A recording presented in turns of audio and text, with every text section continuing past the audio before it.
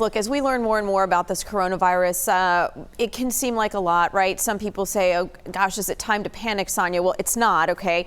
Doctors have been stressing the chances of most of you getting the virus is actually very low. Unless you've traveled to one of those hot spots overseas, right? And this is in like 85 countries now. Or if you've been in close contact with someone else who has been to one of those places. Now, if you are still concerned, there's a lot you can do to sort of protect yourself, so to speak, or minimize your risk. First, we keep saying it, but it is important, excellent self-hygiene. Now is the time to practice that. That means washing your hands multiple times a day for at least 20 seconds with soap and water. Do it the right way. Antibacterial soap is a good sort of practice anytime, especially now. You can use those antibacterial wipes for your workspace as well. Common surfaces at home and other places like shopping carts, right, at the grocery store. Make it a point also to stop touching your face with your hands if you can. At least, be aware of how many times you do it. Now, second, right, self-isolate is what term you're hearing. I'm going to say minimize your exposure to sort of public places. If you get sick, okay, try to stay in one room of your home until you're well, away from your family. Also, please cover your mouth when you sneeze or cough.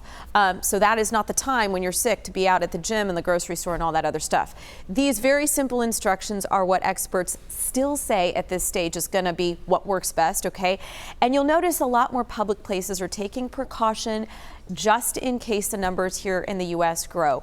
Amtrak, for instance, is intensifying how it's cleaning its trains. I mentioned gyms just a second ago. A lot of studios are sending out letters about hygiene in shared spaces. Even Starbucks, you guys, is temporarily pressing pause on the use of these personal cups, meaning they're not going to be refilling anyone's cups from the outside in. So, yeah. You're going to start seeing some changes in the public, but they are clean changes, okay? I've broken down on what more you might need to know on the front page of WFAA.com.